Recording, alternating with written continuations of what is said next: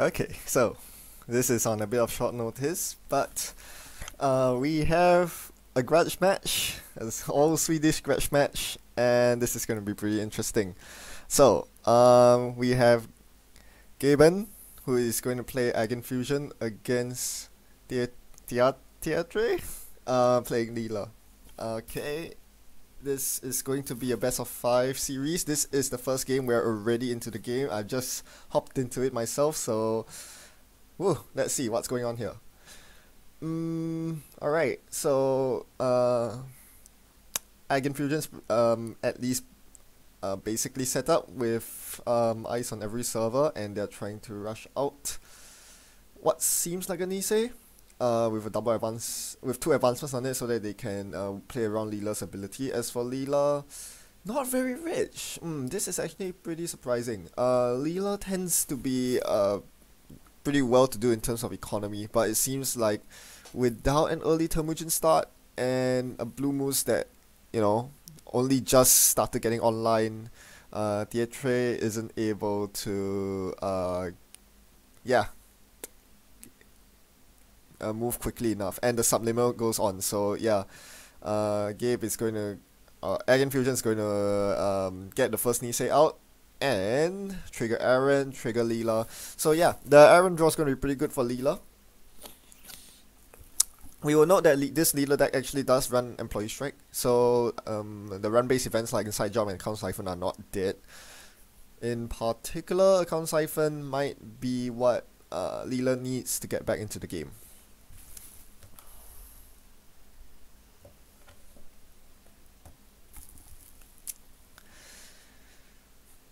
But in general, I think, not just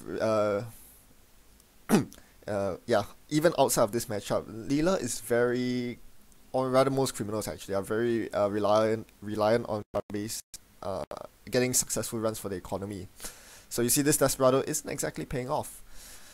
Aginfusion finds a scarcity of resources. Okay, so this is actually quite okay, so this Aginfusion deck is kind of the new age one. I think this was pioneered by Spags, correct me if I'm mistaken.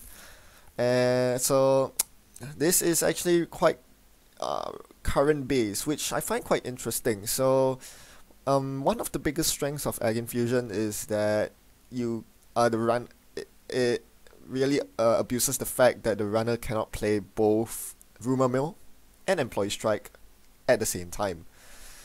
Both those currents do bad things to Aginfusion. Employee Strike means that you cannot boop the runner around servers, and Rumor Mill means, well, your caprices are not useful, you can't score agendas, which is usually the main way Aginfusion tries to win games.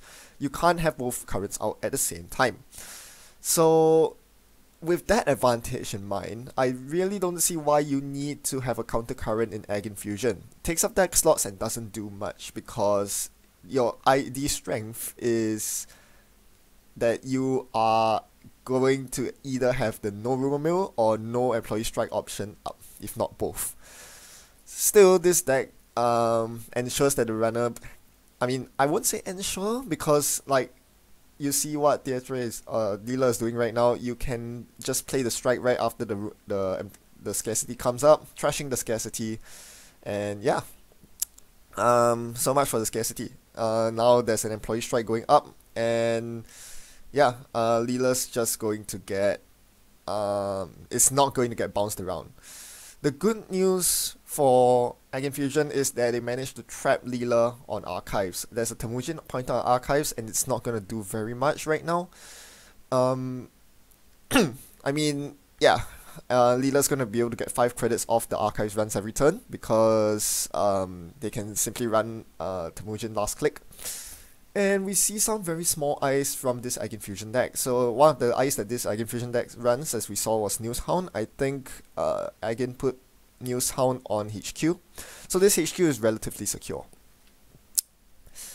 The other servers, not so much. So if I were Leela, I'm looking at this RNA and archives, and I'm going, well, this is going to be very easy to get through. The pub is basically free with Desperado. And as you see, Leela runs archives last click. So there we go. I think this is a pretty good turn for Gabe to be jamming the Nisei Mark II, but I'm not sure what this remote ice is.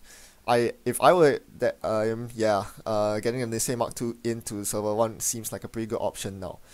A general rule I try to follow is that I don't really want to rush against Leela. Although now things have changed. In the past, it is true that against Criminal, you want to play slow, you want to secure all centrals, you know. This toll booth might be good on R&D. I would like to try to find some other ice to put on archives to tax out the Temujin. But in general, yes, you want to build up centrals such that they are prohibitively taxing.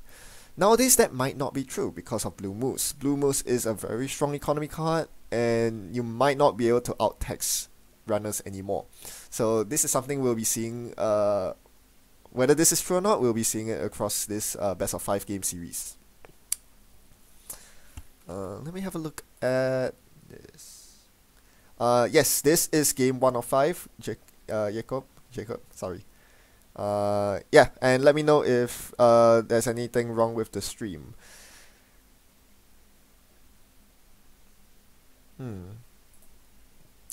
Yep, YouTube's telling me that the video output's low. I'm not sure if that's the case, let me know. Anyway, we see more taxing ice here. So, some of you might be used to the so-called traditional Aginfusion variants, where the main ice you run are all the big ice, Chiyashi, DNA trackers, and fetch out 3s, splashing influence for that. This one goes for a lot lighter ice. It seems like a much faster rush version. We have a lot of NBN ice. And one of the biggest strengths of NBN ice is that they are pretty much anti-AI.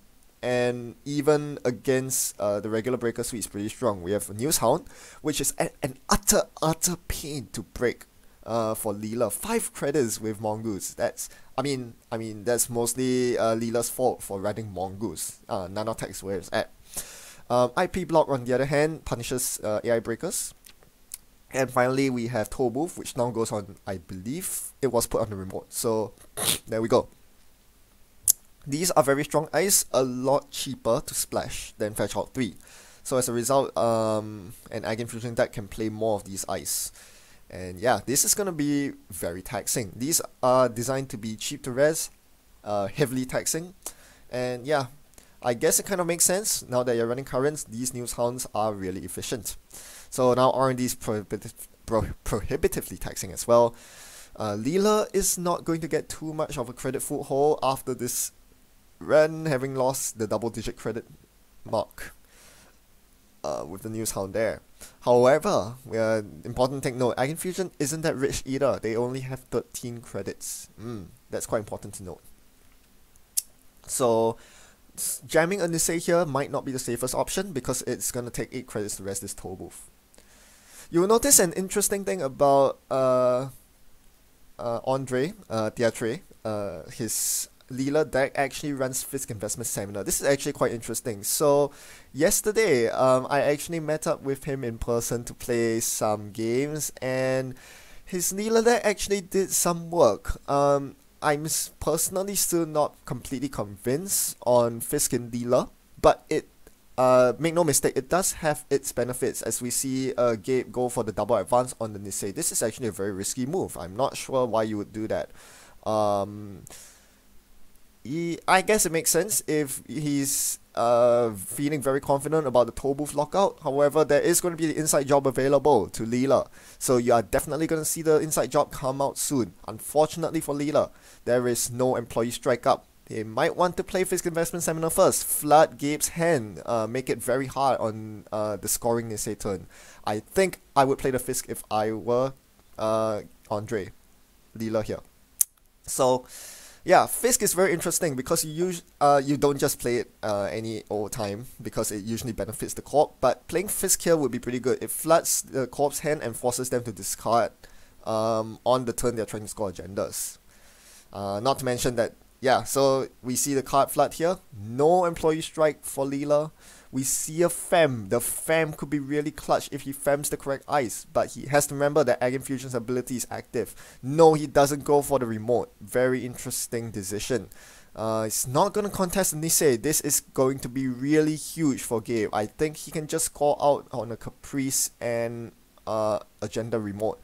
You never want to give any sort of Glacier, Jinteki, double Nisei, and yeah, 2 Nisei tokens. But Gabe realizes that he needs the money more than he needs the agenda right now, so he does the third advancement and then plays hedge fund IPO. Very interesting choice there.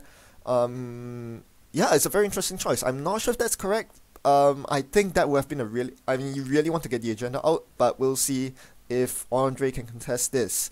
With the fem now, it's very viable to drop the fem on the toll booth and inside job, but of course he doesn't know that.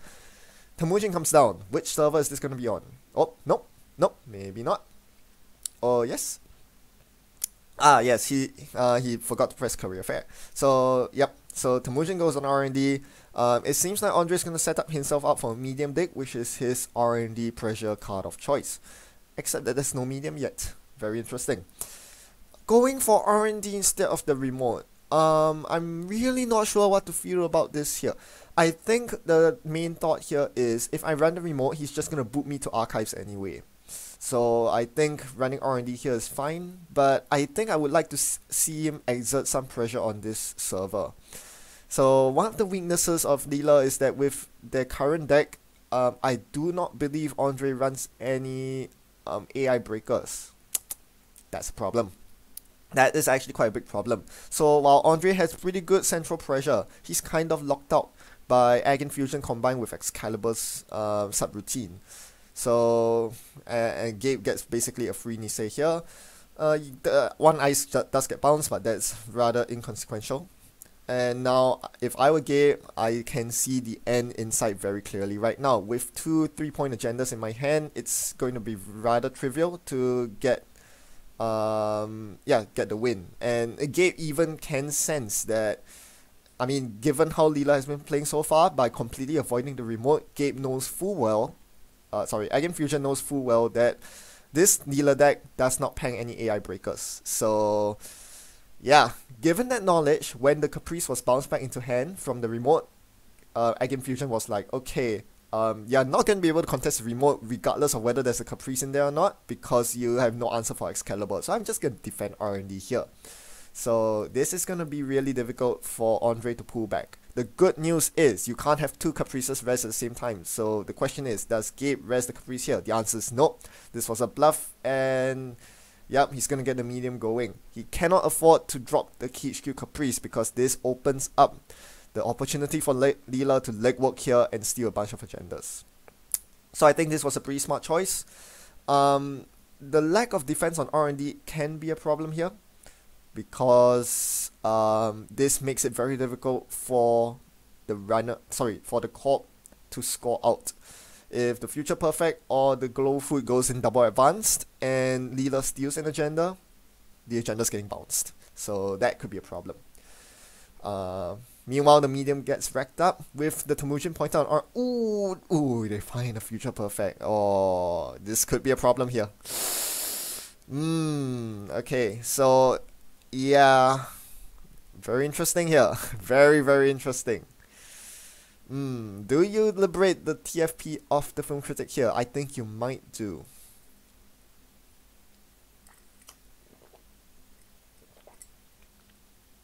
Yes, this is actually very interesting. So, despite having no answers for the remote at all, this Leela is making a strong comeback. It might be that the game has dragged on a bit too long. Aginfusion does want to rush with this sort of ice suite, but yeah, now that R&D is very thin in terms of number of cards, Leela is able to find lots of agendas, and this is causing problems. Okay, no use of the Nisei token here. It's gonna see 3 fresh, I think 2 fresh cards. Does he get the 3rd Nisei? That's the big question. If he finds the 3rd Nisei, that's basically game. Nope, no 3rd Nisei. Okay, so Aginfusion's more or less good here. I think the next turn is simply install double advance one of these agendas and rely on the Nisei tokens to basically stop the runner from winning. Yeah, I do not think the runner can win here. I think this is the time to inside job R&D or similar. At this point, it would be prudent to assume that the corp has the win in hand, and this would be a good time to Oh, he goes for employee strike. Interesting. I'm not sure about this play here. It really depends on what the ice is on the remote. I think we know that there's a toll booth on the outside. I don't know what's on the inside, but if there is a single Excalibur on this remote, yeah, I'm not sure if Leela has the capacity to contest this remote. They do have the option of Fem inside job. That's a lot of tools for Leela to deal with a double advance by the corp. So I think one of the biggest strengths is that Andre and on Leela here has he discards the inside job. That's really interesting. I'm really not sure about that. Anyway, here comes the install double advance.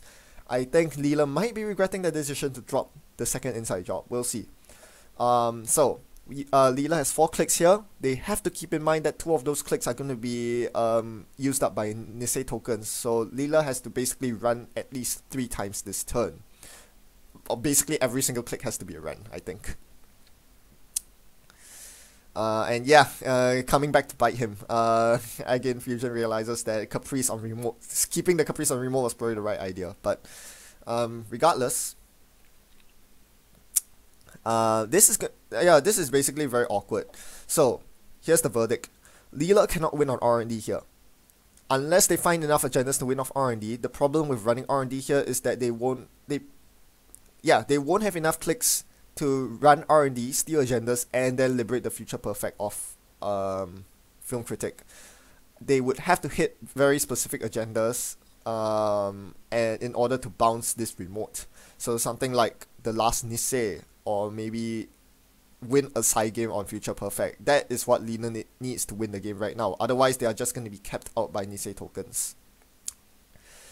The remote is rather inaccessible. I would say Leela would have had a chance. The problem is they decided to discard their inside job, which was huge. Spamming inside jobs on server 1 would have been a very good idea. Normally you're very scared of running the remote because you get hit by Excalibur, which you can never break with this deck. But with inside job, you basically bypass that problem. So I was very surprised to see inside job hit the bin. Oh, burn. So yeah, speaking of the inside job, here it comes. Alright, we'll see whether it's pointed on R&D or on server 1. It goes on the remote. That's a good choice. And we'll see what Aginfusion does here. No booping this time with strike up. Toll booth gets bypassed. So it seems like there is an inner ice that Aginfusion is willing to rest here. Keep in mind that Leela does not have a remote decoder, so they have to be worried about getting punished by a remote code gate, which is something they might not want to hit right now. They might want to jack out here. Yeah, if that's an Excalibur, that's basically game. Susano! Nice. Okay, Susano is really nasty. So, Susano forces the encounter on the Archives Excalibur, so they have to break the Susano, otherwise it's game over. So that is a huge tempo hit. That inside job basically costs Andre almost all their credits. And yeah, Nisei token. Yep, because they hit the end of the server. Yep, I think that's it. They need at least a bare minimum of 5 credits to get past News Hounds here, so you know, the next turn has to be click for credit and then run. They'll get past the News Hound, the Nisei token goes out, and Andre will be left on 0 credits. He can't win. So I think this is game. If I were Andre here, I think the only out here is running Archives, hitting an agenda in the bin, and then bouncing this agenda here. There is no other way that I can see, because the Susano drains so much money off. If not for the Susano, Leela could still make a bunch of runs on R&D because they still have Temujin money to liberate. But yeah, this is basically game. So what do we learn here? Don't discard your inside jobs willy-nilly. I guess that's something. Yeah, I don't know. I'm not even sure if the inside job would have helped here. Yeah, actually the inside job would have helped, right? Because they could have ran R&D a bunch of times with the inside job. Inside job at this point is basically free economy. So my Leela could have ran R&D a bunch of times with inside job for the Nisei snipe, as I mentioned. So yep, that's basically game. Leela has no chance unless there is an agenda in archives. What are the chances? Nope, no agendas. So that's it. Well played to both. Aginfusion comes out on top and wins the first game in this best of 5 series.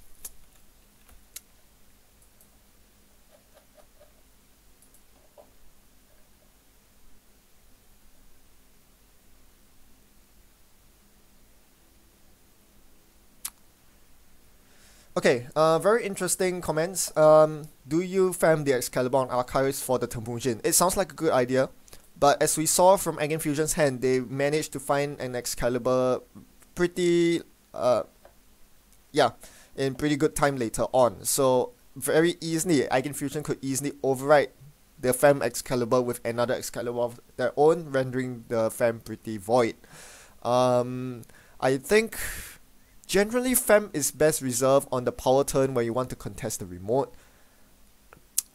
And yeah, you know, something like famming the toll booth, or you know, like click one inside job, this toll booth remote. Okay, you get Nisei token. Click 2, maybe install a fam on one of these eyes. Click 3, inside job again.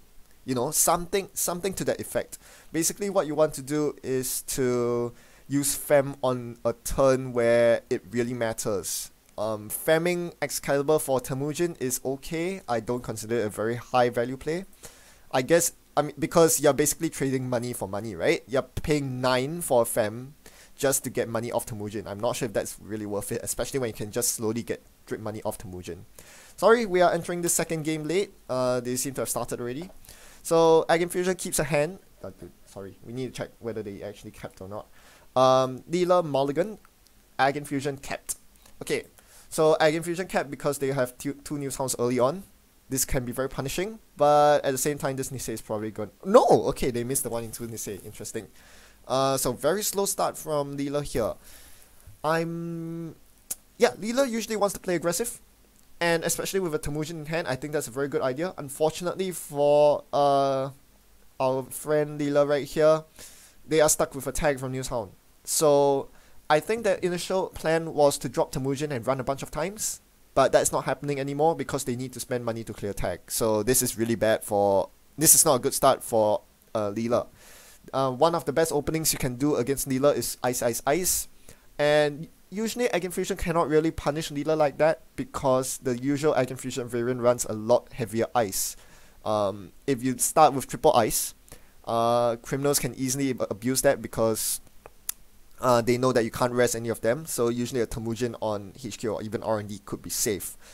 No, if you know that they're running Chiyashis, DNAs, and Fairchild 3s, you can't rest any of them. If your first turn is Ice Ice Ice, you're left with 5 credits. This variant is dangerous, however, because they have IP blocks, news hounds. These are ice that they can easily have on any server. So yeah, you know this is a very bad start for Leela when they're clicking for credits. So this Leela has a very big problem with money. If they don't find blue moves early and they cannot find a Temujin server, they are stuck down in the dumps. And it seems like this is a very good early start in terms of for this Aginfusion.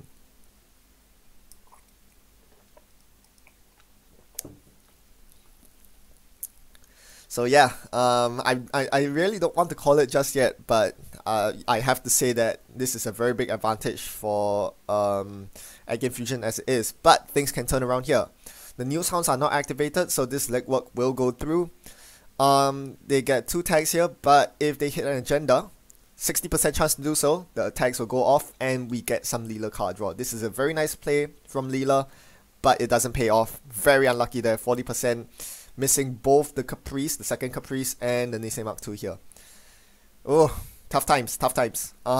If I were Andre here, I would very strongly consider running R&D at this point.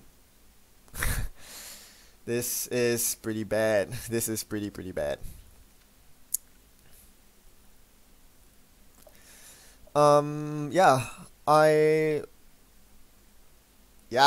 don't know. This is really not a good place to be in. That Aaron's gonna get trashed. I think this is a pretty good time to trash Aaron. And hey, look, it's Christian Grid. Oh dear, oh dear, oh dear. Wow. Yeah, This is getting from bad to worse. So, what's the play here? I think HQ Chrysium, Trash Aaron.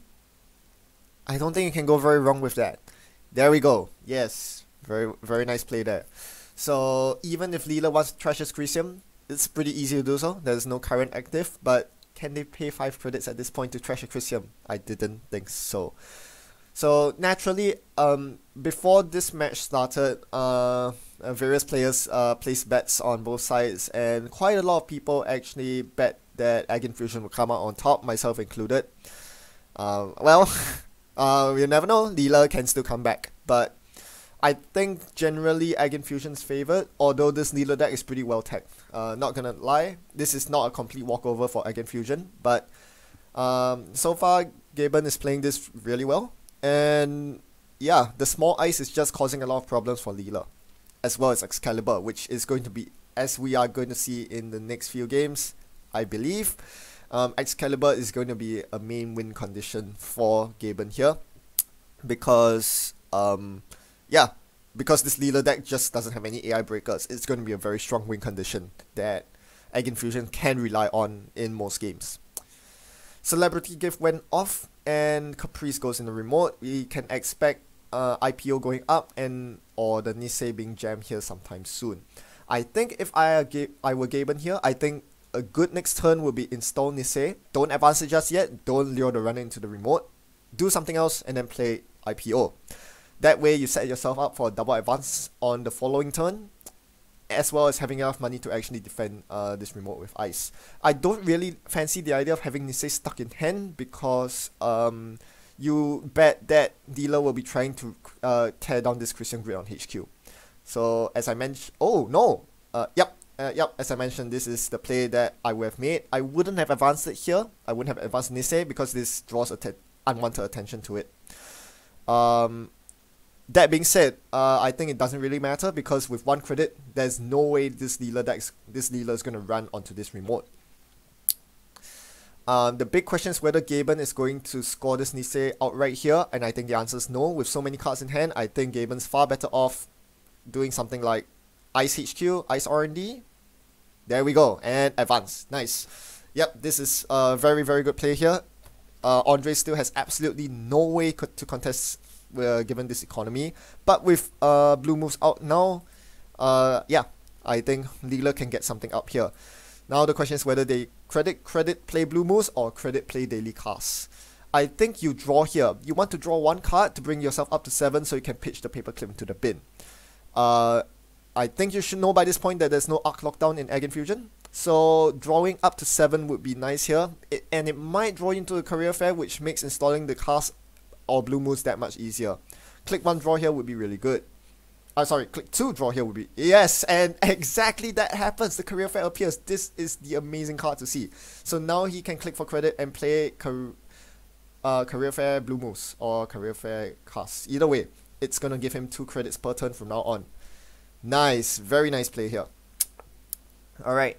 Subliminal goes out, Nisei gets scored, and he has 1 spare click to reinstall bounced ice. Let's see which ice gets bounced. Aaron counters go up. I wouldn't be surprised to see HQ ice bounce here.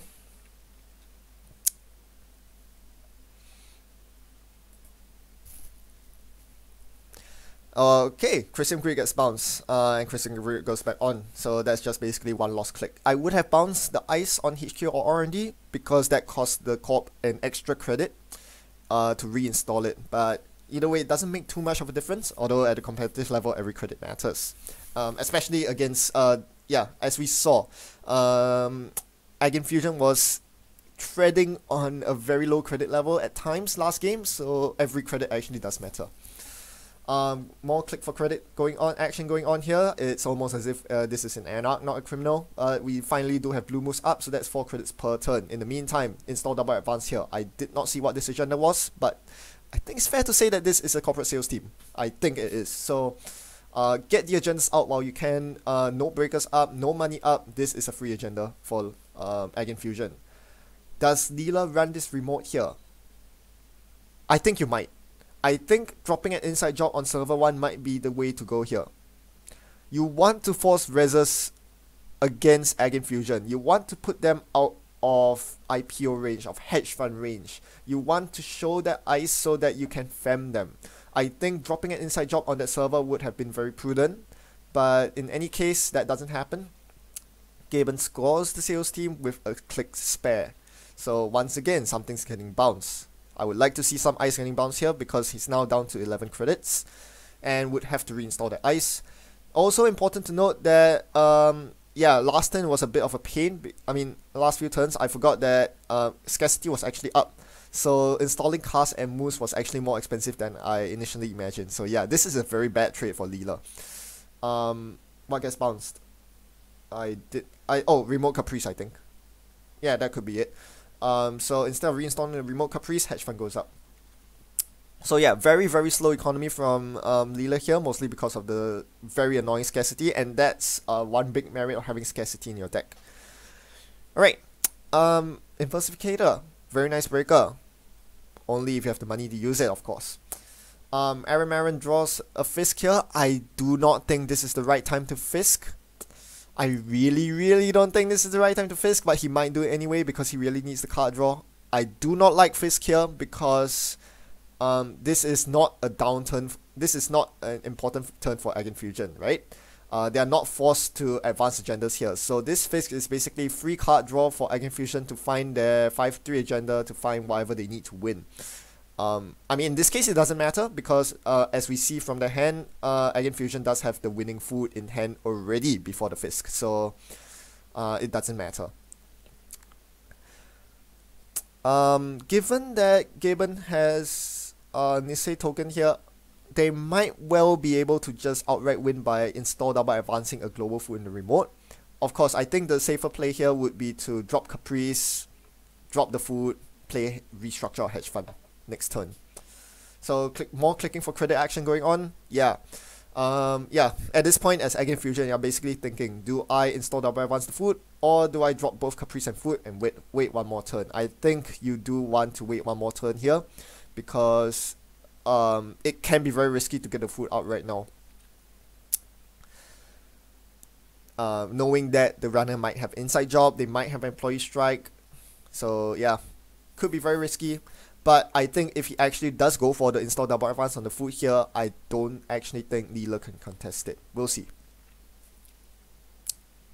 So, yeah, let's see what Aginfusion does here. They play Subliminal, they play Restructure, they play Hedge Fund. I think, yep, Caprice goes in. Alright, so he does do what I expected, which is to wait one more turn. This gives him more than enough credits to res every single ice on the board. Next turn should be Jam double advance the food, and that should be at the end all be all of it. Now, Leela finally has some credits to play around with. 14 credits. At least, you know, threaten this remote when nonsense goes down in it. But yeah, this is not looking good. No barrier. Yeah, they do have the barrier breakers in the bin. Now they're running HQ. Pop into Newtown. This is not the most taxing server, but it will do for now. Mongoose is a really bad breaker, so this is fine. Do you res the Christian Grid here? Yes, you do. Deny Desperado money, deny Pollock. Not that there's anyone. Whoa! Lucky snipe, very lucky snipe. So yeah, this is why I kind of would have liked to see drop food, drop Caprice in the remote, instead of simply just drop Caprice as gejben did here. I feel like the remote is usually safer than HQ because you have a Caprice protecting it and because there's not much reason to run a non-advanced remote anyway. So yeah, this definitely is a big setback for is somewhat of a setback for Aginfusion here. We'll see if Aginfusion can draw the next 5-3 in time, but in the meantime this does give Leela a bit of headway. It does, however, drain the credit pool quite a bit, so yeah, Jam double advance is still good here if they find an agenda, which they don't. Himitsu Bako is an interesting ice here, I'm not sure about that. Very conservative play here, going for a long glacier game by dropping the scarcity, dropping the third piece of ice. What I would have done here was maybe drop the Jackson as well, because at this point I want to win quickly.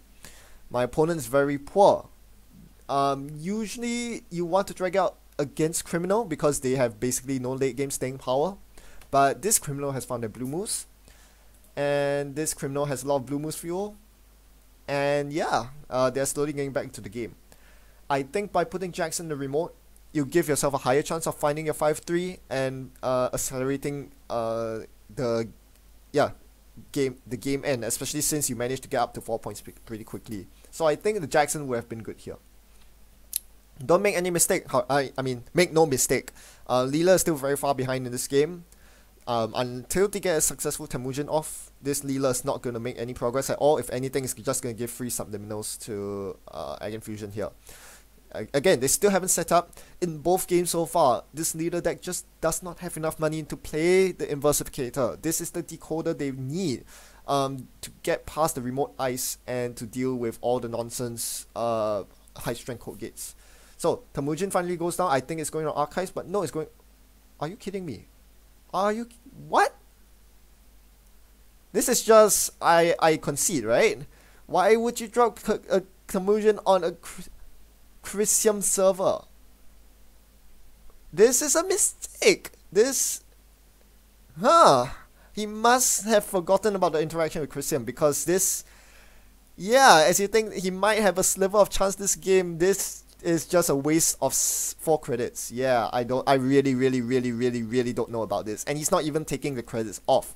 You usually want to take Temujin credits off in the same turn, because before the corp has a chance to react. Now, yeah, gejben basically reacts by icing HQ. Good luck with that. Sneak Door could be a card that gets Leela back in here. Usually, Leela decks do play Sneak Door, but I believe Andre here doesn't, because the deck slots are taken out by Fisk instead. Another reason why you shouldn't play Fisk is because there are lots of other better cards than it. An Archives run here leads the runner into IP block. Very annoying ice. Do they pay 3 to avoid the tag or 7 to get the paperclip and break? Either way, this is super expensive. Why isn't the Temujin director on Archives? Seriously.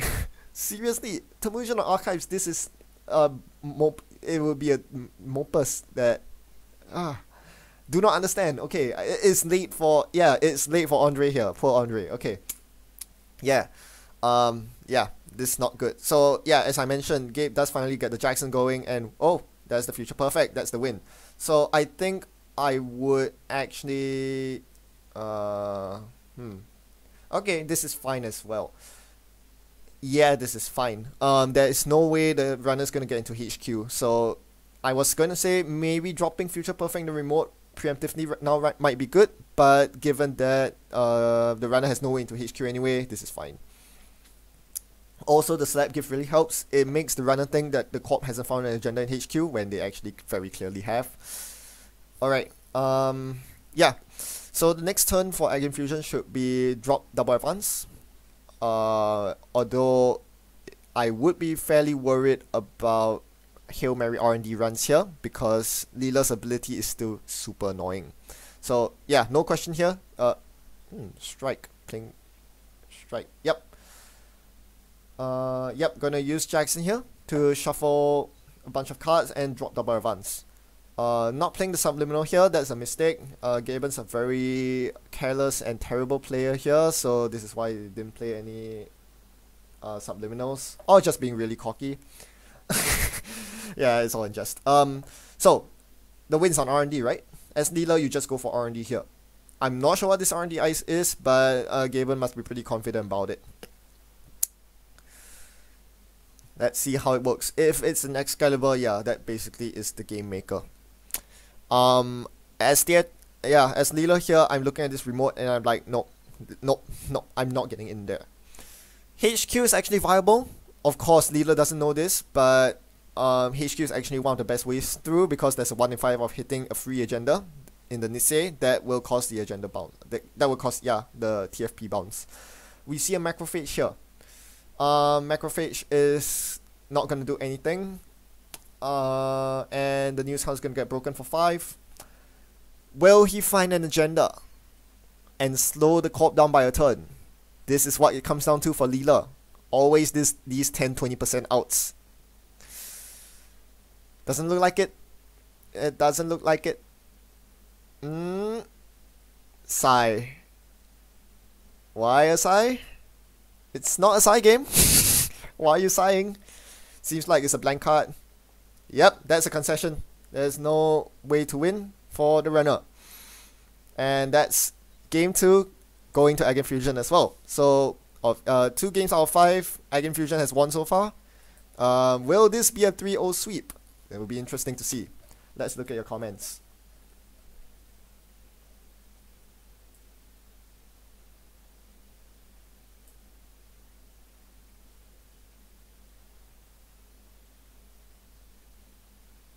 Oh yes, that's a very good shout. Double Hound HQ because of Mongoose. That's a very good shout. After knowing your opponent's deck, yes, this is a very good way to deal with Mongoose. And yeah, I mean, let's be fair, a single News Hound is usually more than enough because News Hound sucks so bad. But yes, double News Hound is just icing on the cake. It's basically a hard lockout. Sure, there's Fem, but you don't. That's also 5 credits to break. 6 even. So yeah, that's nasty. Okay, we have an interesting game here. This time Leela actually does get a free Temujin because Aginfusion wasn't able to find the triple ice opening. This is huge, okay? So this is going to be a much less one-sided game than what we saw in game 2. Alright. And to add salt to the wound for the co-op, there's also Blue Moose in Leela's hand. So I imagine Leela's next turn will be draw, drop Blue Moose. Or similar. Also, I think it's correct for Leela to get 3 Temujin runs off instead of trying to go for value with the Desperado, because there's a very good chance that the co-op can re-ice archives here. Now that the co-op doesn't do it, that changes my plan as the runner. I would drop Desperado here and get 2 Temujin clicks off. But Leela decides to go for just 1. I guess that's fine as well. Personally, I would have emptied the entire Temujin to threaten another fresh Temujin next turn. You really cannot afford to give a criminal Temujin when they have Desperado, because 5 credits a click is just an obscene amount of money. This is really not the ideal start for gejben at all here.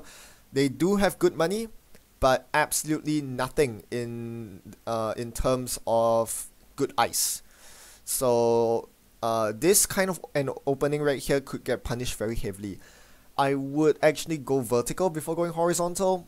Ice up archives as well. It's just quite lucky that Leela did not manage to find the second Temujin, but yeah, I'm not confident that you can easily rush out your first Nisei like that. As we see the second Temujin arrive, this is going to cause a lot of problems for Aginfusion. One of the biggest merits of Aginfusion is that as a glitch deck, you tax out criminals very heavily with your disgusting code gates and your nasty ice that you splash. But if Leela is gonna get like 30 credits from Temujin, well, you know, that is not gonna happen, right? That's just not gonna happen. The taxing's not gonna happen. They can run rampant on your servers, and the only thing they can do to keep them out is to rest an Excalibur. This might just be Leela's game. This might be it. We have to wait and see. This is gonna be a very difficult discard decision for Andre. He wants every single card in his hand right now. There's no good card to trash. It might just have to be the Mongoose because Mongoose is shit. But they do trash the legwork instead, which I think is a mistake. You really do want the legwork. Jackson goes out. Okay, that's a very nice save there. I thought he might go for the Nisei Jam, but Jackson's a far superior decision. I would not discard agendas here. Because I see the legwork in the bin. I'm less worried about legwork. So here we see the second Temujin, and this is why I would have loved to see the ice on archives instead. The Excalibur will at least slow Leela down. But in the grand scheme of things, I can't fault gejben for playing Excalibur here. I think it's a perfectly viable choice as well, because you know Excalibur's your win con. Putting it on your remote seems like a fine decision, and he has News Hound and IP block to block Leela next turn anyway. But now, as I mentioned, Temujin giving 30 credits. This Leela is rich. They can actually play Inversificator this game and cause a lot of problems. The biggest problem with Inversificator is not so much negotiating around the big code gates. The advantage in this particular matchup is actually swapping Excalibur away from the dangerous servers. And we might see some of that in action as Andre draws into his breakers. You want to put Excalibur on servers that are not that important, so away from the remote, for example. Another reason why Excalibur might have been good on archives just now is that he would have been able to res it and then threaten Aginfusion bounces onto Excalibur, mandating an employee strike before Leela decides to run anywhere, which I think would have been a really good idea. On the other hand, it would have left archives basically completely open to Temujin every single turn. So yeah, I guess this is fine. Gejben goes for more Jackson action here because they want to find good ice to place on server 1, which I think is perfectly fine. This game, because of the way that Leela managed to set up with economy early on, I don't think Gejben can tax Leela out. So I think they have to really lean very heavily onto Capri side games and Excalibur this game. It's always a risk, but I think the big ice is just not going to cut it. For this reason, I think I would have saved the small ice, the useless ice like Quandary, for the remote to use as Aginfusion bait. Not bait, what's that? Aginfusion, yeah, food. Instead, I would have put the Susano on a server where it would tax the runner out, so something like R&D would have been good. Medium runs can happen here, and Gejben isn't resing the R&D ice. I'm not sure why. Yeah, I'm not sure why. Why are you giving free accesses? I don't know. Anyway, more medium action happening here. Yeah, this is not looking good for Aginfusion right now. But you can be very sure the macrophage is going to hit R&D right now, and that's going to pose a huge problem for Leela. Yeah, this is why we have preferred the Susano on R&D. It would have slowed down Leela somewhat. More Jackson action, drawing into all the cards that were seen by medium. So a lot of economy, a lot of ice. These are the cards you want to see against Leela, and as we see, the macrophage hits R&D. This is just going to be a speed bump. I think the biggest problem is that Leela will be able to outtrace the macrophage. It's expensive, but it's doable. And then Jackson, yeah, and then they get to see 4 fresh cards, which is really bad. Fem hits the table. This is a blind Fem on a macrophage. This is perfect. Well called. Still gonna be expensive, 4 per run. But yeah, this is going to ensure the medium. Yeah, this is really bad for Aginfusion. So yeah, he uses the Aginfusion boop since macrophage is basically useless now. I'm actually not sure about that. I think that might be a mistake. Macrophage is still good at a 4 credit tax. I would have kept it there.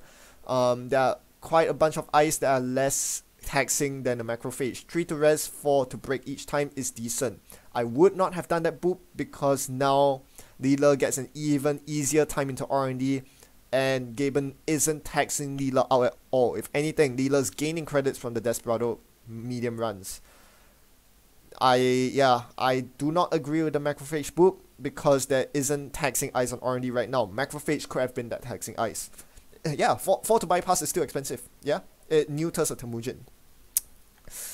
But I think Gabe's idea here, which I think is perfectly solid, is yeah, I completely forgot about that, is that he actually runs this card called Interns. So his next turn is going to be Interns macrophage on R&D. So that's good. Yep, that's good.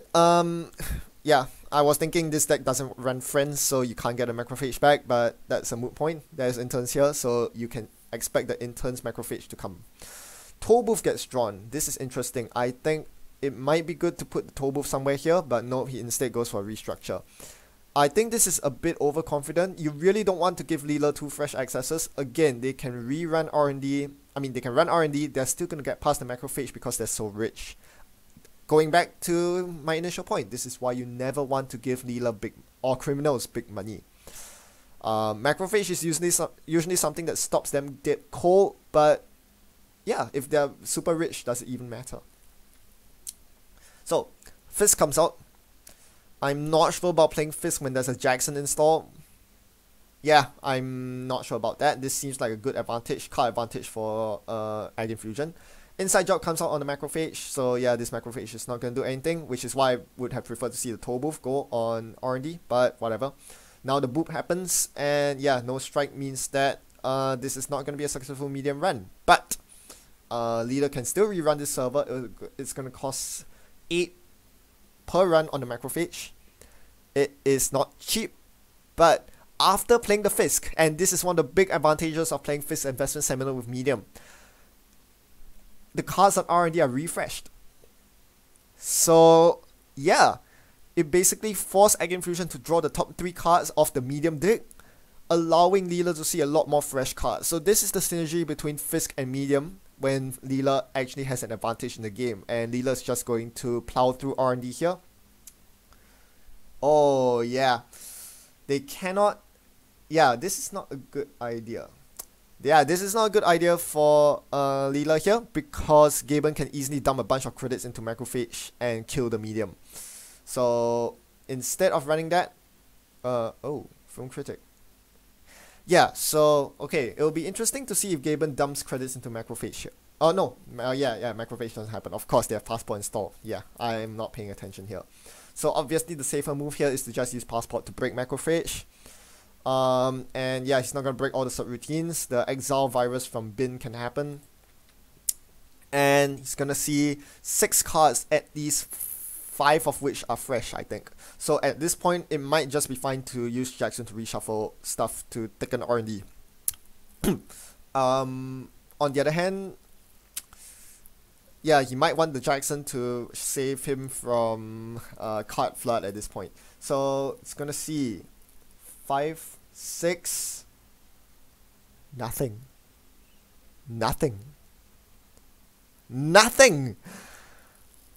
Wow. This is just not Andre's day. Yes, the agendas are all in R&D. They really are all in R&D.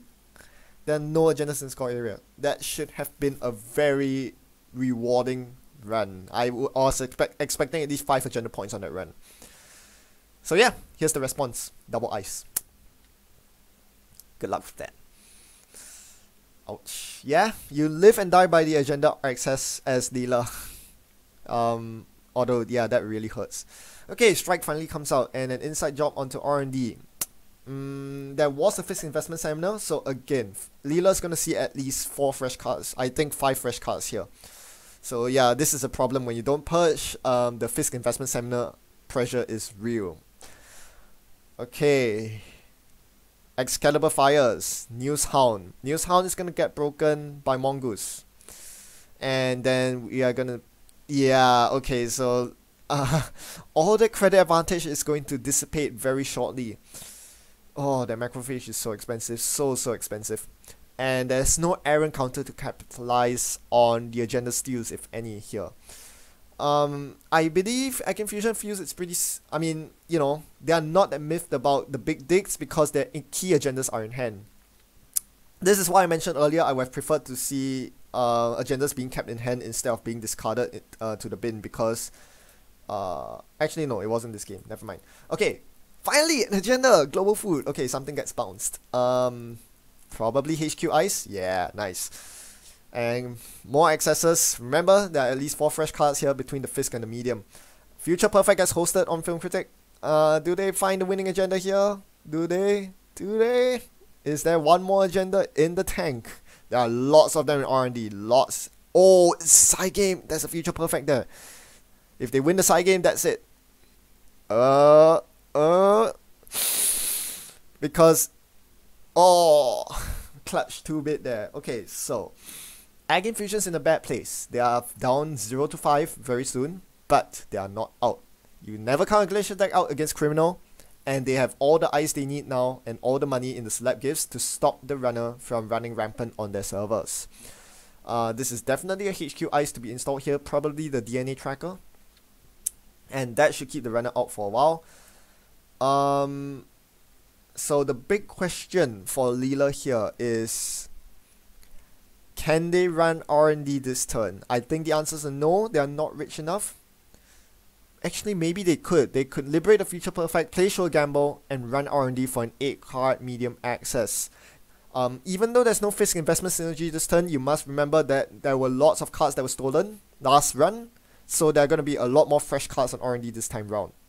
So, gotta do some maths here. But I believe that's 6, 7, 8, 9. 9 credits for Passport to break Macrophage, 5 to break Mongoose. Ooh, he's just short. 1 credit short. If he takes a tag from the Newshound, he can get through R&D. That is a pretty Hail Mary move to make. Yeah, I'm not sure. I don't think you take the tag because you want to be able to host agendas on Film Critic. Interesting. Very, very interesting juncture here. He's 1 credit short. It's 9 to break Macrophage, 5 to break Mongoose, Newshound. He's literally 1 credit short. It couldn't get any closer. This is why he's hemming and hawing right here. It's so awkward. He cannot let the, no, wait, no, yeah. No. Mongoose breaks for 1, yeah.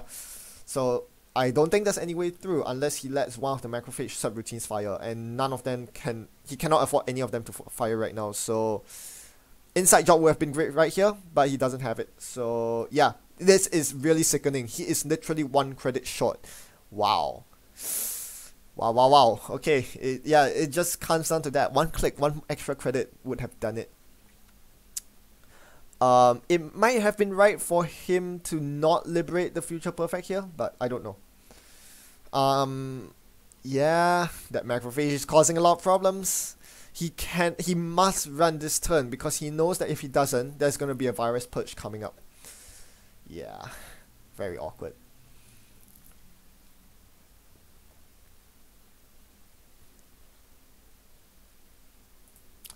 So yeah, again, every single credit counts. I can't stress this enough. Man, this is very tense. What is he gonna do? If I were him, I would say, yeah, I can't. This is just, I can't. Investigator would have been really good here to get the Macrophage out of the way. So yeah, he gives up, gains the credit, and virus purge. Nice. So, yep, that stifles the pressure from Leela for some time now. We do note that there were 2 Nisei Mark IIs in the corp's hand at one point, but now there's only 1. I think he feels that HQ's a liability right now, and that might be right. So, yeah, because any Nisei wins the corp right now. Wins the game for the corp. Andre is back on good credit level with 16 credits, and they're just going to continue setting up, I think. Dropping Cass here. Dropping Aaron here seems pretty good. Gotta get them out before scarcity comes down. Now he draws Tama and a bunch of subliminals, so money isn't really a big problem for the court right now, but they need to find a good scoring window. This might just be it. So, yep, I think next turn will be a very good time to get the Nisei score going. Right now, he's setting up, getting the Tama out so that there will always be a current active. Because the thing is, if he scores Nisei Mark II, while Employee Strike's active, the problem is then, it turns off Newshounds and the run when they do score an agenda and trash the Employee Strike. Playing Tama here also helps because it gets rid of the strike, which allows the court to threaten boops onto the outermost Excalibur on R&D. So, Aginfusion actually set this up really well. It's very difficult for the runner to run now without Employee Strike because they can just get booped onto Excalibur. So again, Excalibur is the main win con for Aginfusion right here. Leela makes a run on Archives, I think. Yep, he's gonna res the IP block here and then shuffle the agendas with Jackson. So IP block, a bit of a speed bump here. I think you do get a paperclip out because you do need it sooner or later, although it does take you down to the single digit credit level. Nope, he decides to let it fire instead. Alright, so the tag does stick, or rather he's gonna beat the trace, I think. And Jackson gets forced out. Let's see what he shuffles in. That's the second Jackson. Meanwhile, let me look at your comments. Yeah, sorry. Yeah, it was still 5 with Mongoose for the Macrophage run. Okay, he shuffles interns, Christian Grid, and the Nisei. Interesting. He does want the Christian Grid back, and interns maybe for a Caprice. So a bunch of card drawing going on by Leela. Finally finds another legwork. Or maybe the first legwork. Is it the first legwork? Yep, the first legwork. Not that it matters because the card that he needs right now is Employee Strike. He cannot run with no Employee Strike up. That's just the way it is. Nisei gets jammed into the remote, and Andre at this point has no way to contest it. Fist gets removed from the game, and he's just gonna get booped into Excalibur no matter what he does. So this is gonna be pretty bad. I think treasuring HQ might be good here. Running HQ, maybe getting booped on R&D is a bit of a problem. Yeah, the thing is with Macrophage on R&D here and with your fam expanded, I think as the runner, I think you just give up on the medium digging plan. unfortunate as it is, that's what Macrophage does in against Aginfusion. But the Inversificator finally does come out, and Andre does have the money to use it. So I guess his plan here is to move the Macrophage away from R&D. Nisei gets scored. Alright, so iron counters go up. And I think this might be a good time to run HQ here. Force some code gate reses and maybe start moving the ice around. Inversificator is very strong against Aginfusion. We'll see whether Andre can make good use of it.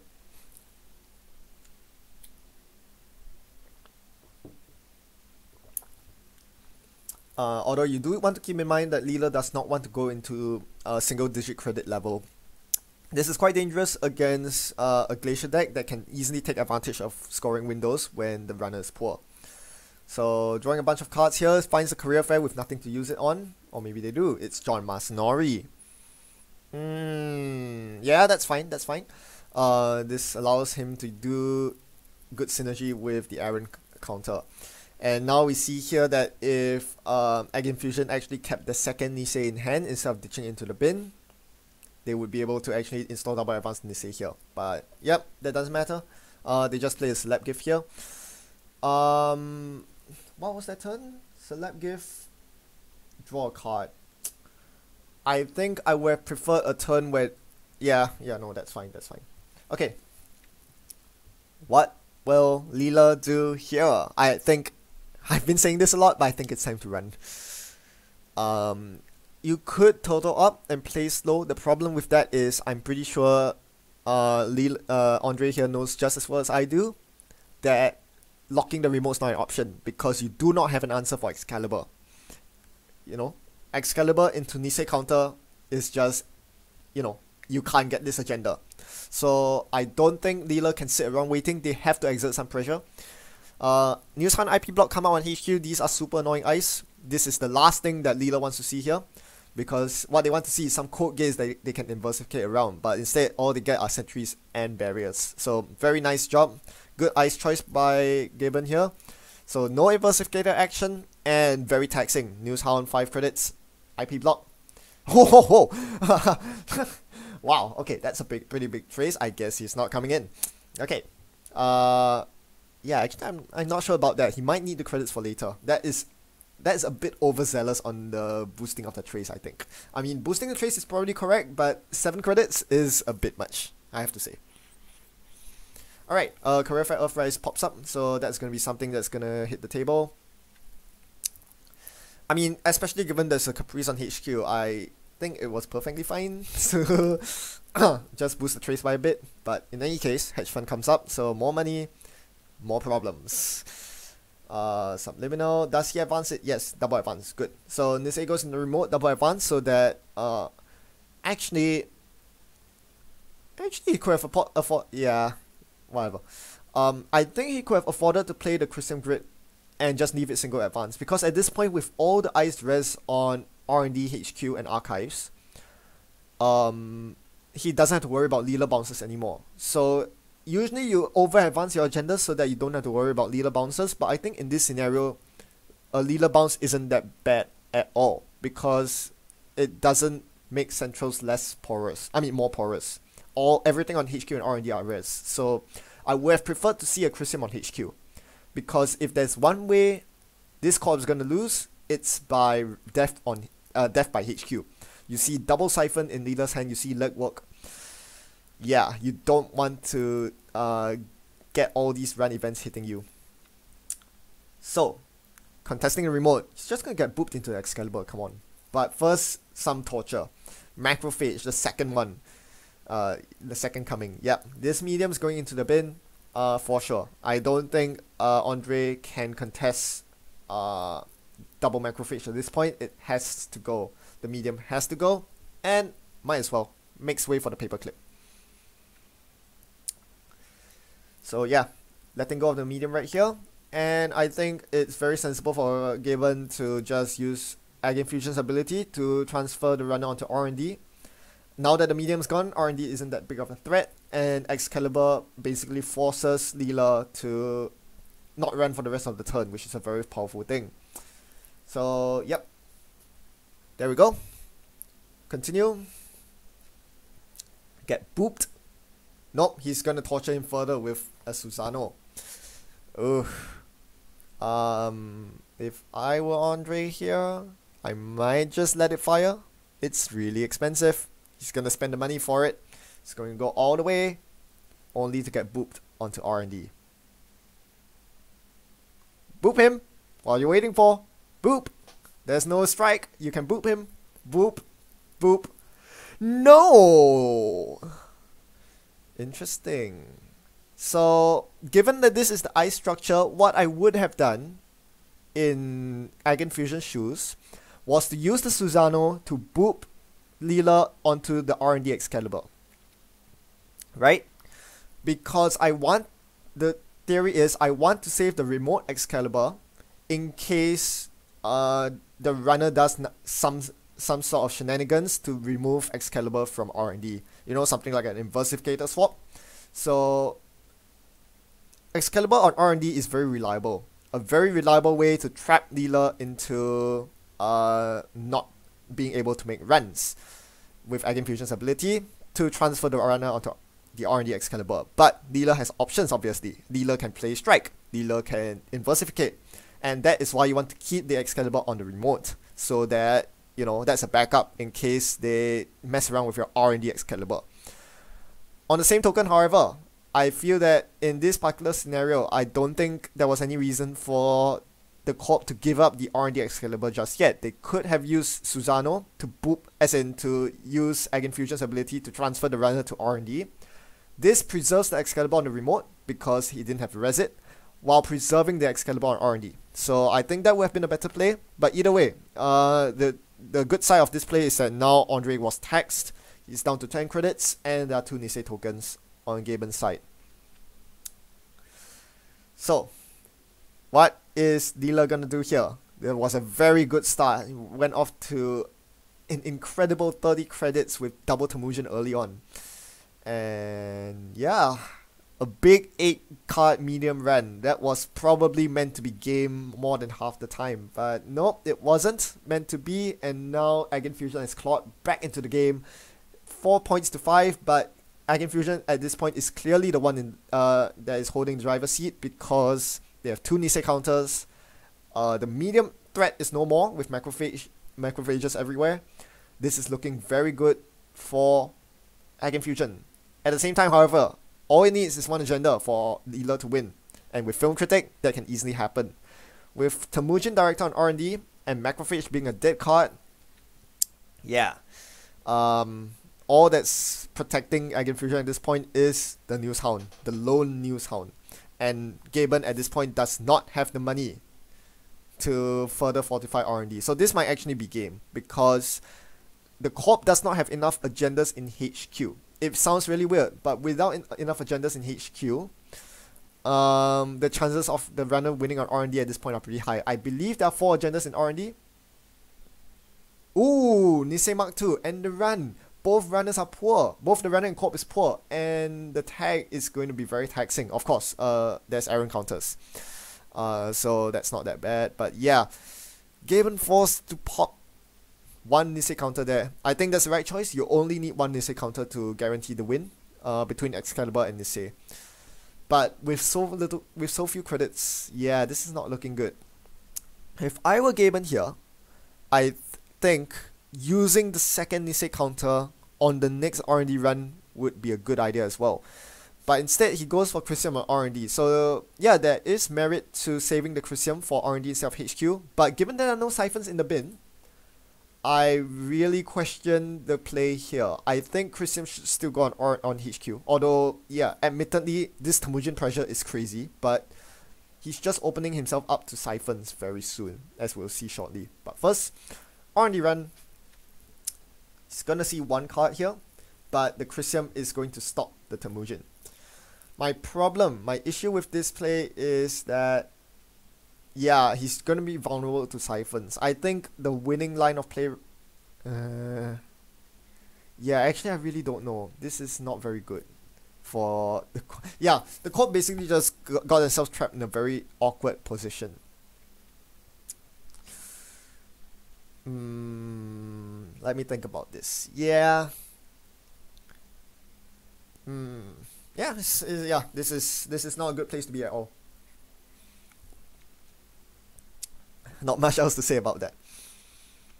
So I think at the end of the day, this is why I prefer to have agendas in hand, even though intuitively you don't want to have agendas in hand because legwork, because criminal.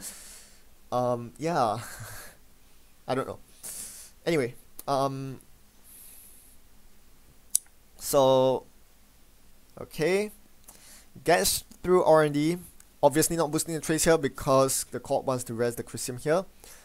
No, uses the second Nisei token. I'm down with that. I'm down with using the second Nisei token. What I'm not down with is if you put the Chrysium on R&D, you know, why would you use the Nisei token when you have the Chrysium there? If you put the Chrysium there, clearly you intend for the runner to get through the server but to not get Temujin money.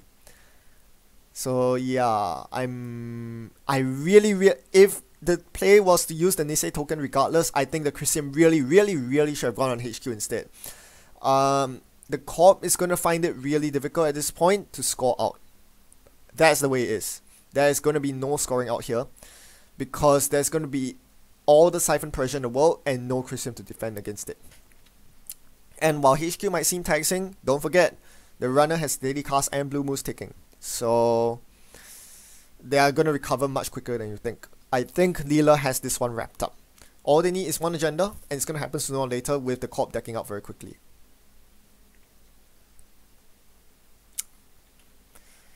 Let's have a look at your comments for now. So yeah, going back to one of the really not so wise decisions made early on, remember the IP block trace for 10 credits? Yeah, I think Aginfusion might be regretting that right now. Aginfusion can be rich, but typically not rich enough to pump a trace up to 10. Especially when there's already a Caprice guarding HQ, I think that was rather ill-advised. Those extra credits could have really helped in enabling this hedge fund to get a Caprice on HQ. There's so many things they could have done, but no. Now they're stuck clicking for credits, and these very crucial turns are allowing Leela to set up. Get those extra turns for Blue Moose and Daily Cast to tick down. So click for credits, 4 credits, okay. Just keeping it steady there. I think, yeah, it's good that Andre here did not play strike because it's just going to get overwritten by the scarcity. He knows that this is the last strike in his deck, I think, so he needs to make it count on the key turn. With both Nisei tokens forced out, the remote becomes a lot easier to contest now. It comes down to winning the 33% Psy game on the Caprice remote. Still no agendas. All the agendas are stuck in R&D. Awkward. So hedge fund IPO is definitely in the works here, as well as Caprice on HQ. So this stalls out the Siphon for a bit. I say stalls out for a very important reason. He's not going to res this Caprice HQ.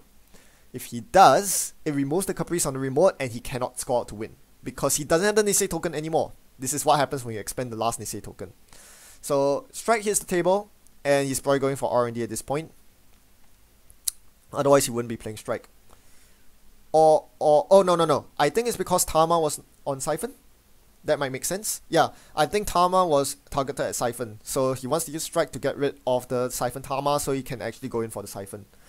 He's gonna run HQ here, and threaten the Siphon, and legwork. All the HQ run events in hand. Yeah, this is gonna be interesting. So, do you res the Caprice here? Gotta think. What is my win con? As the corp, what is my win con? I think at the end of the day, it was a rather gross mistake to not put Chrysium on HQ, because the Chrysium would have cost the runner too much. If Andre trashes the Chrysium there, he cannot go in for a Siphon. He's not rich enough. He does rest the Caprice on HQ, which basically means no remote protection. The clock is ticking on him. Paperclip comes down at last, and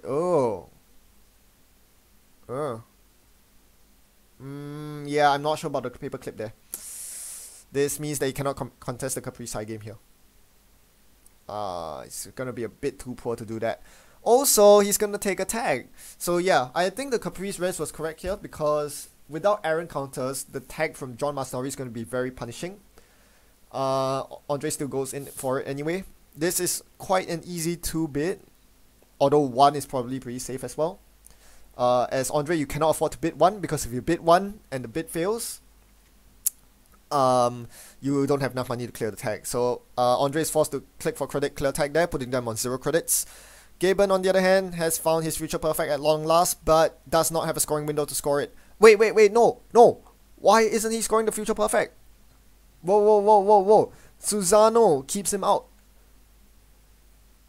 Whoa. Oh no, the future perfect came off the draw.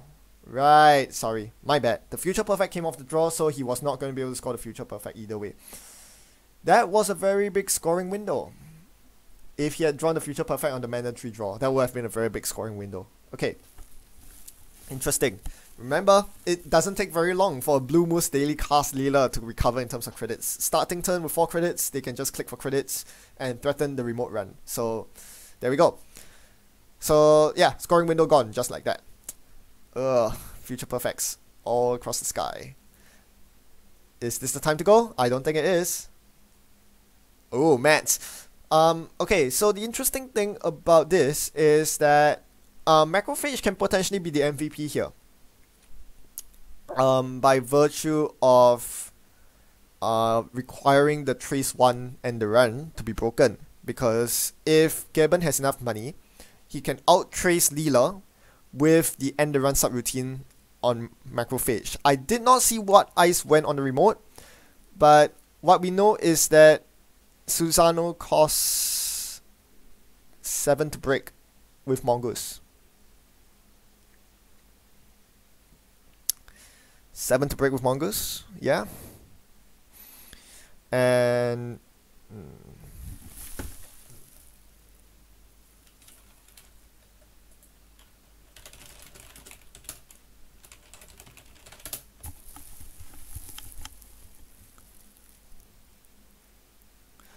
yep, so 7 to break with Mongoose, plus at least 1 to break the Macrophage trace. So yeah, Gejben's just doing the maths now. How much can you afford to pump the Macrophage trace by? And if so, is that enough money to outdo Leela? This is going to be very clutch. It's going to come down to whether that ice is good enough. I would be able to do the maths here, but I do not know what this outer ice is. So if anyone knows what it is, please let me know.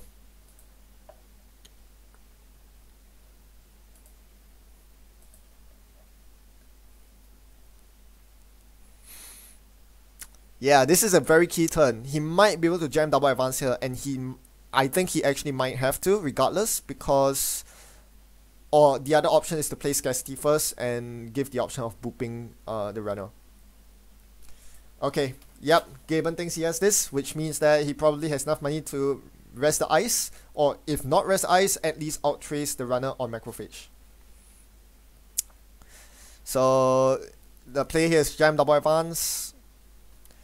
Has he played Subliminal yet? Yes, he has. Alright, so it's going to cost him 3 credits to score this future perfect. So he can pump the trace by up to 9 and or res this outer ice. So as Leela, you're going to do the maths here. There are 4 agendas in the score area. There's 1 in the remote. There are 3 unaccounted agendas. One of which is a Nisei, one of which is a sales team. That you know from previous games. R&D is looking really tempting right here. Given that, yeah, given that there's a Macrophage sitting in the way on the remote, what I would do here is to run the remote, force the Macrophage trace to keep Gejben poor, making them unable to res the R&D ice, and then go for an R&D run, which would give me a 60% chance of winning in my eyes. From the other side of the board, if there are 5 agendas that are accounted for, 3 unaccounted for, it must mean that that R&D has 3 of the 5 cards in R&D, 3 of them are agendas. Of course, there could be some in HQ, and there could be 1 in Archives. There's 1 face down in Archives. But for the HQ one, a Hail Mary legwork could do the job, right?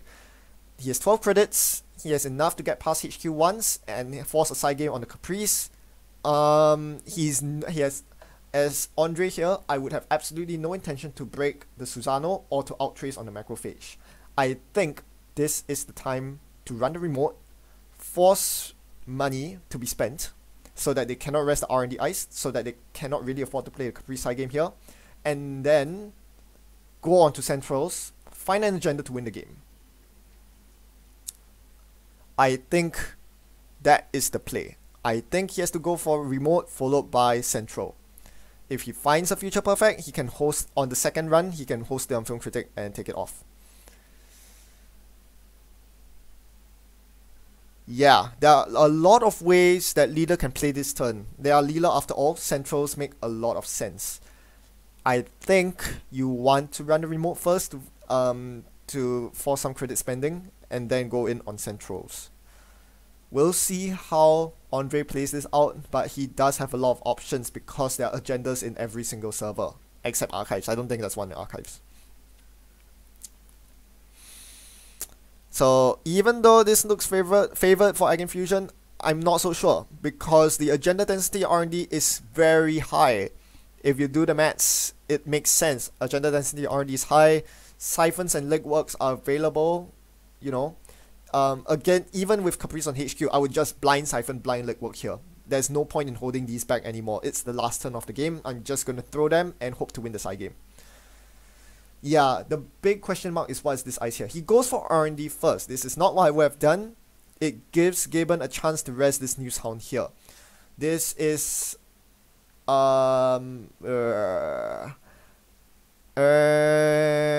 so you have 2 choices. You can either bounce out, end the run,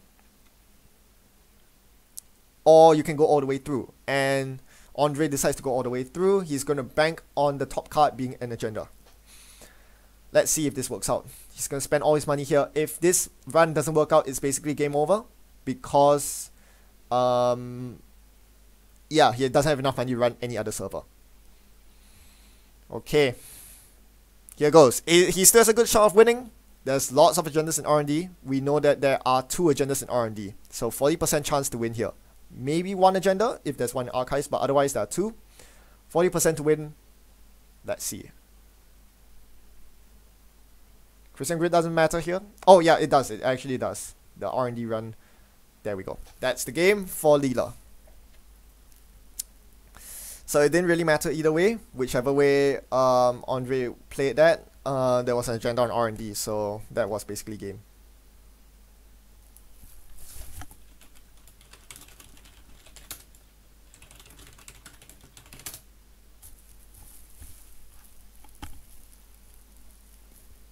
So this ice here was an IP block. Interesting.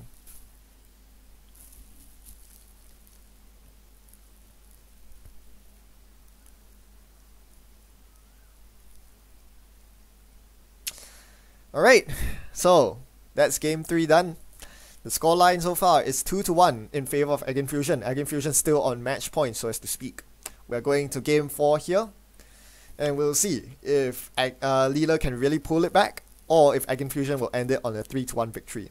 For the record, I predict a 3-1 victory for Aginfusion, but we'll see. I can't join.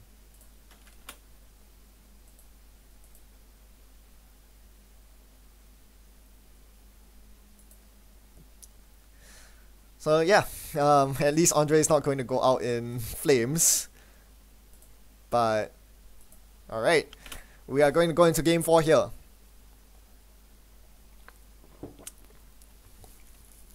Alright, mandatory join to Nisei, that feels good. Triple ice going to come down. Very nice opening. No Temujin for you, son. Yeah, okay. This is a very good opening for Gejben here. The only problem with this opening is that he cannot play IPO on turn 2, which could end up being a problem because Leela is, with the Temujin in hand, you bet Leela is going to poke around on every single server. And the correct move here obviously is to not rest any of the ice. HQ is very awkward. Leela's probably going to run HQ soon, and I think you don't rest the ice, but I think you concede the Nisei here. Nope, he reses the IP block.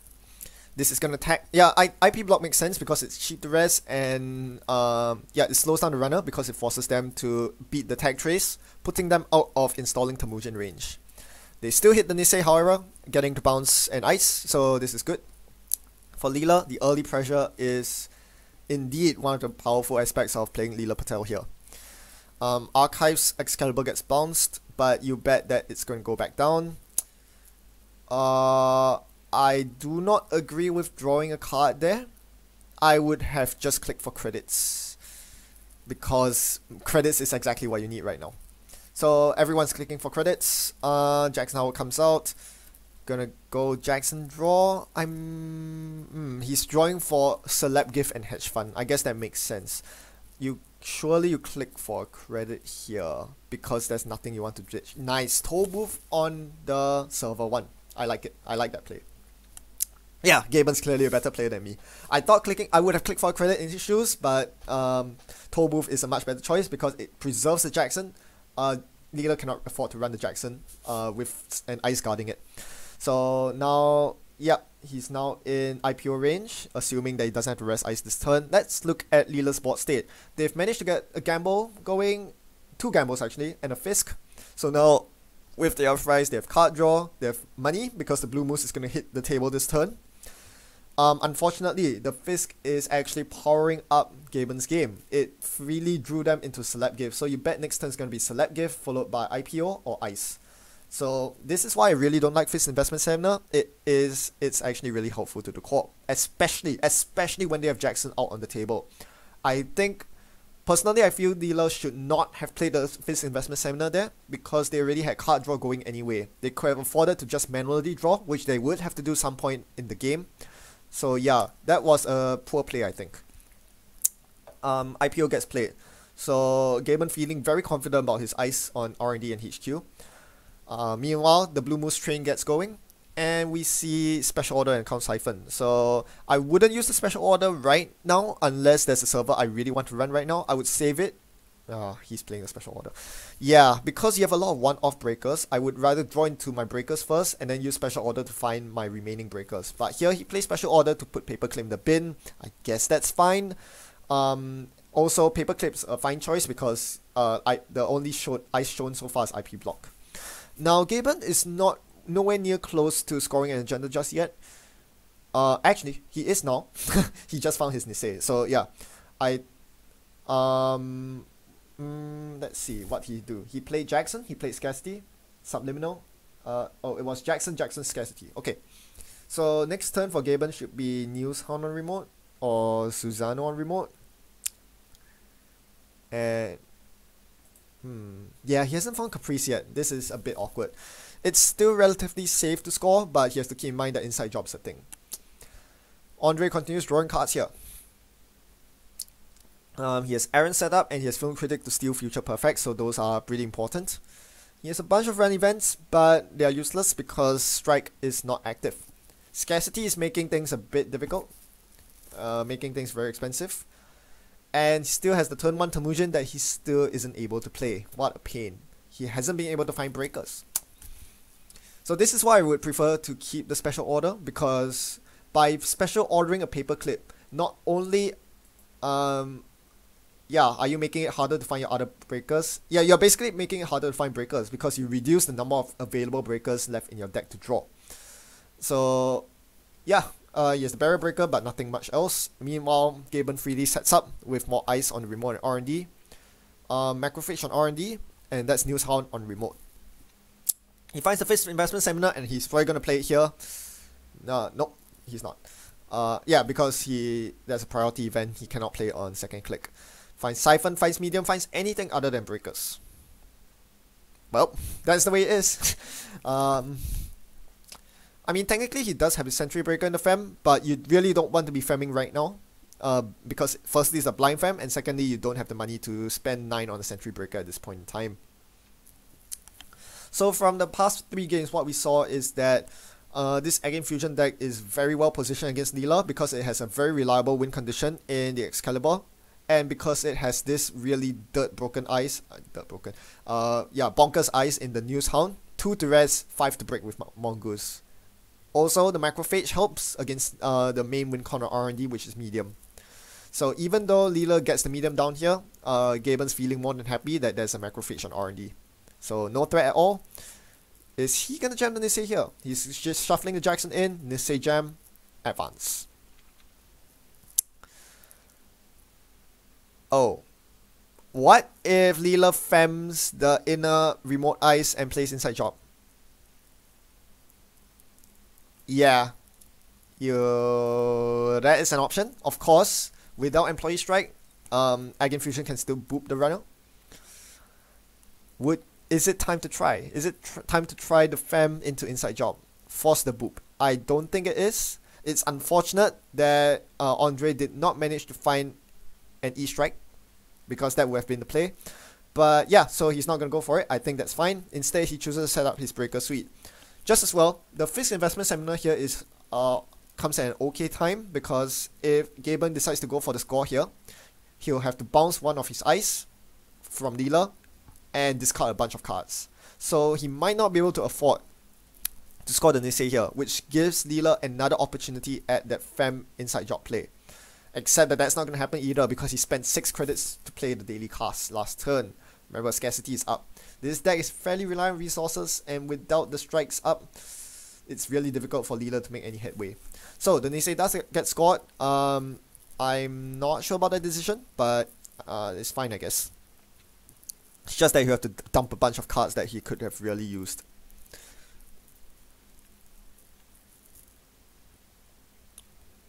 So HQ Ice would make a lot of sense here, I think, because it makes it, yeah, he doesn't have to deal with unknowns on HQ, and he can potentially get rid of the upgrade on HQ.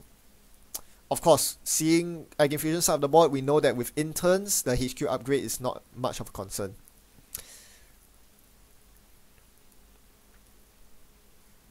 Yep, gets rid of the HQ Ice. And he is forced to discard 3 cards here. This is really awkward. Gets rid of the pup. Interns. Ooh, gets rid of interns. Interesting. Personally, I would keep interns. It's a pretty good card in this matchup, when you can recur Caprices and Chrysiums to your liking. Fixed investment seminar comes out again. This would be a very good turn to apply pressure on HQ, but he's not that rich. So paperclip and breaking IP block will cost 7 credits, and he only has 8. So yeah, pretty awkward there. But still, it's not a bad time to run HQ just to scout out what the upgrade is. Maybe force a Capri side game. Without Desperado, it's really hard though. You really don't want to go down to the 1 or 2 credit level. So yeah, maybe not running HQ is a good idea after all. But he does. Okay. Interesting.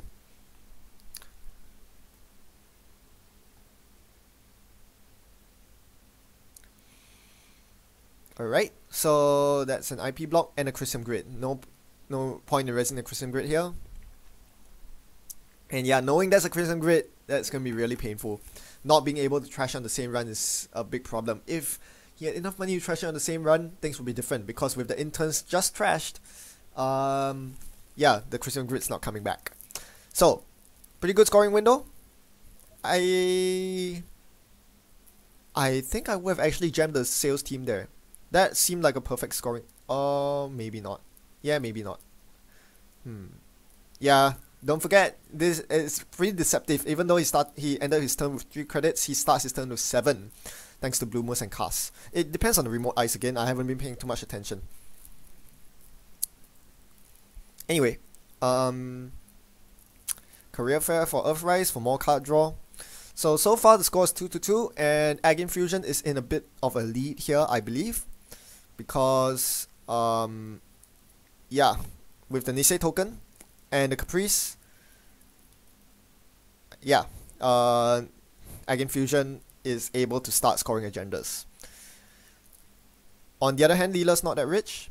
They haven't managed to get a Temujin going. In fact, I think they actually discarded one of the Temujins. Did they? Did they? No. Where's the turn 1 Temujin? Yeah, it was exiled. Yes. One of the Temujins was completely wasted in favor of the run-based event cards like Inside Job, like Legwork. Right now, Leela's still struggling to set up. They don't have a remote decoder yet, and they don't have Desperado yet. So a lot of problems here, but they do finally find E-Strike. This is the card they need to get back into the game.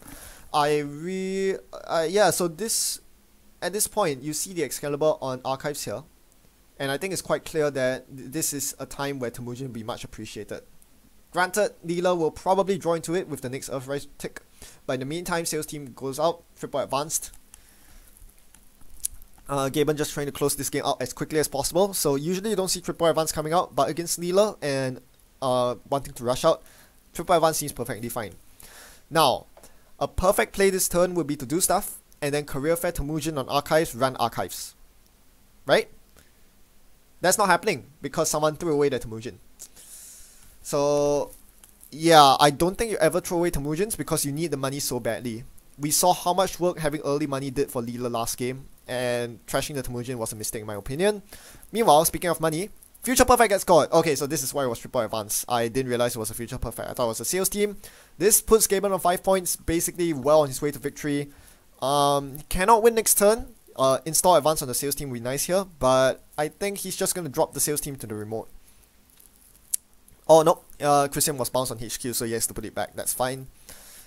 Now Leela gets up to 16 credits, so now a respectable credit level, can contest the remote. Although you don't really want to because of the Nisei token, he probably has to go for R&D or HQ instead. This is the turn to start running Centrals. It's time.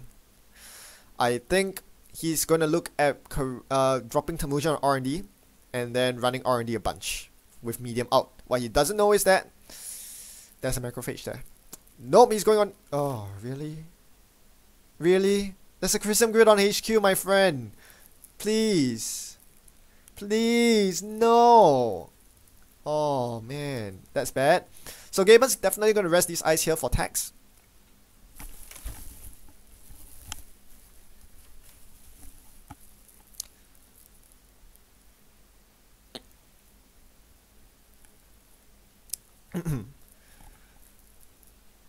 Surely he rests it here. This is a very bad run for Leela. So, the standard Newshound IP block server, so good on HQ. 5 credits for Mongoose, 3 credits for IP block, total 8 credits. Andre just can't afford to get... What? Why? Why? Why Nisei? Why wouldn't you just res the Christium?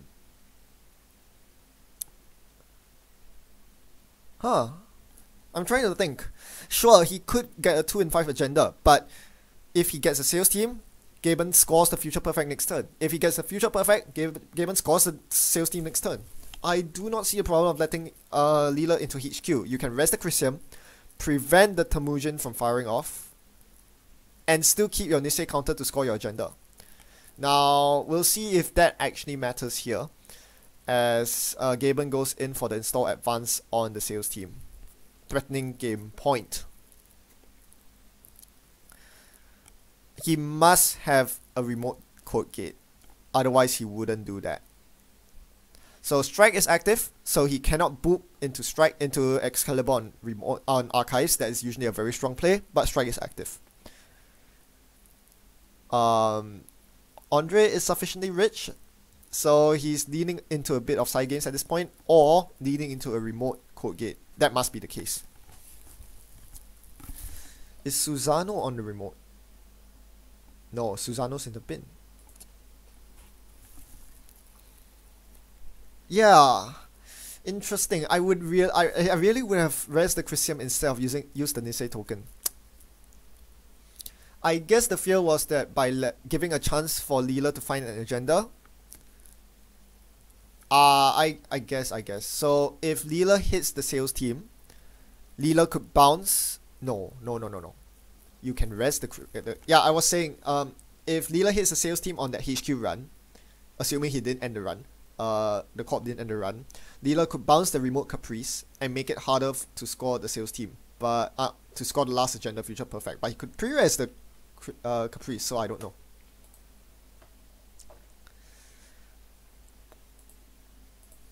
Anyway, looks like we have a pretty good turnout on this stream, so thanks everyone for watching. For those of you who just tuned in, this is the Swedish grudge match. Gejben against Andre. Gejben playing all Aginfusion and Andre playing all Leela. The scoreline is currently 2-1 in favor of Gejben. So one more win for Gejben, which he's very close to right now. Seals the deal and leaves him as the champion of the Swedish grudge match. R&D. It's time to get lucky on R&D. This time R&D is not so thick with not so padded. Yeah, it's a lot better padded, and the macrophage is going to cause medium problems. We are looking at 3 agendas in 17 cards on R&D, so this must be a very unlucky run if Gejben gets an agenda stolen off him here.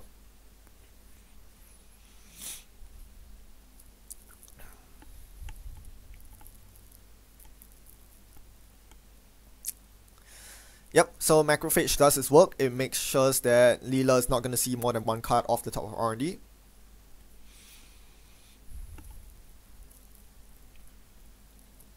And that's it. Yep, he sees no need to rest any other ice. Accesses the card. It's a Jackson. He can go back in for a double dip, which I'm sure he will.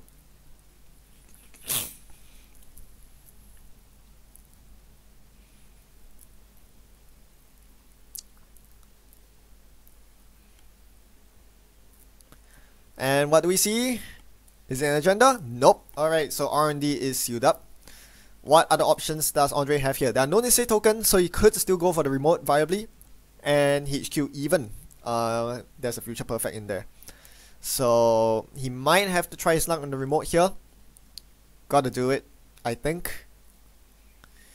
Yeah, he has to try. He really does have to try.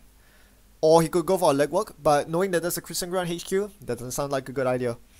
So again, I really have to question this Temujin on HQ. If it were on R&D, he would have gotten a bunch of money off that. Could have done something on HQ. Yeah, you never point Temujin on a Christian server. Right? This is a very big misplay. Okay. Yeah. Just run. There are not that many outs left.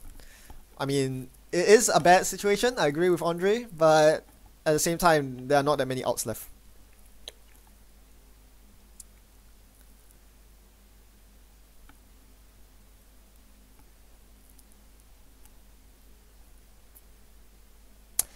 Finally, we get to see the remote run. This is a News Hound. That's gonna slash off half of Andre's money. This might just be a double News Hound server. If so, that's really disgusting. Well, he has to break it. The other option would be to jack out and then go for HQ instead, if he thinks there's an agenda in HQ. Nope, he goes for it. This actually might be double News Hound. Nope, it's News Hound Toll Booth. Yep, the heart and... yeah, I forgot. Yes, that was the very first ice he placed on the remote. That heart and the run Toll Booth there ends the game. So, 3-1 victory for Aginfusion, played by Gejben here. Well played to both players. And if anything we've learned from this grudge match is that firstly, Aginfusion beats Leela, and secondly, Gejben's the real Swede, Andre's the fake Swede. Haha. Well, just joking. 2 very great players here, and yeah, it's just a bit of an unfortunate matchup for Andre really. I still don't think Leela's favored, but he still put in a good work and at least managed to take a game off Gejben here. So well played to both players once again. Yep.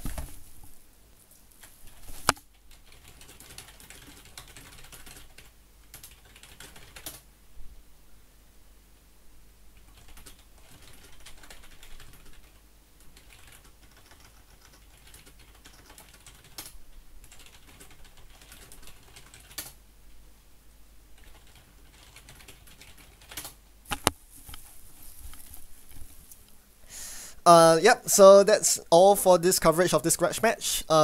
For all you regular viewers out there, I will be coming up next Wednesday with your regularly scheduled successful demo.